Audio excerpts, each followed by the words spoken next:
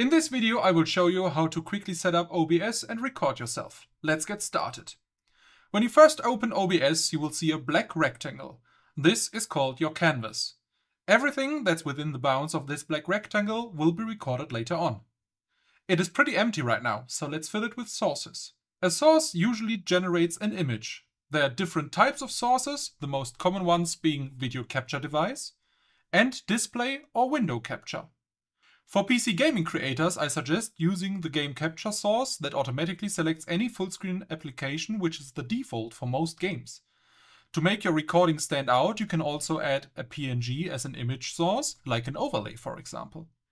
To add sources, press the plus button in the sources section and select the type of source you want to use. Think of your sources as a stack of paper. What's on top is always visible and occlude the layers below unless it's transparent. This is called layering. You can drag and drop individual sources in the sources section to rearrange the layering. You can also transform sources. First, select the source you want to transform. Make sure it is highlighted, in our case it is a light blue color. Then press Ctrl E to open the transform menu. The two values for position will move the source horizontally and vertically on the canvas, with the reference point being the top left corner by default. You can also drag and drop the source highlighted by a red rectangle in the preview monitor. If your source is outside the canvas, it will indicate areas that won't be recorded by replacing that part of the source with a striped area. Back to the transform menu. Size controls the height and width of the source. You can also drag and drop the red squares in the preview monitor to stretch and scale the source. To reset the source's position and scaling, press Ctrl S to stretch the source to the canvas size. If you want to make a source smaller in just one direction without distorting it, you can crop the source from all 4 directions.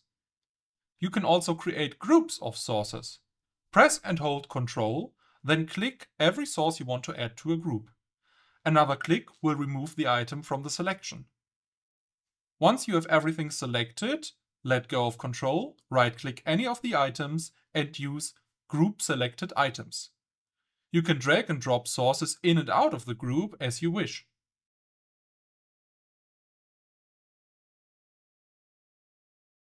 Transforming a whole group works the same way as you would transform a single source. A scene is just a stack of sources. You can use different scenes to have multiple stacks of sources ready to go for different situations. For example, a basic setup for gaming creators would be a scene with a cam and the game combined, a scene with just the game.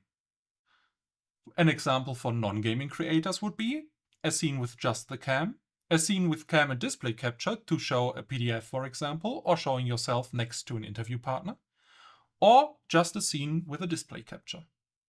If you have too many scenes going on, you can create scene selections, which are basically groups of scenes that are important for specific productions. Now that your scenes are looking good, let's go over some basic settings. Canvas size should be adjusted to your available hardware. Usually, a 1080p screen will default to a 1080p canvas size, 4K screen to a 4K canvas size, etc. Pro tip: if you're below 1440p, you can manually set your canvas size to 2560 by 1440p and stretch out all the sources manually. This is because YouTube gives content with 1440p or higher resolutions better quality.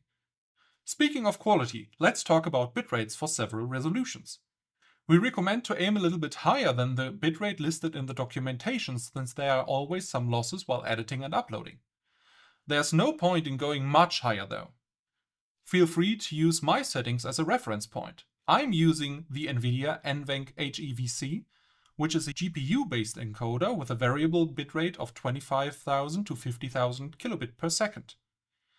That runs smoothly on a RTX 3080 Ti.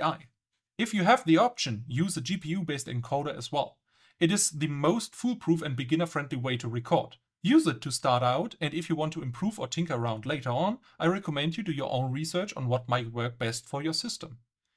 As for file format, OBS recently introduced the hybrid MP4 container, which combines the resilience of the MKV container with the universal adaptability of MP4. It also supports multiple audio tracks and can accept marker events, which can be added via a hotkey to mark specific spots in the recording for easier editing later on. Speaking of hotkeys, these are some that you should definitely set up.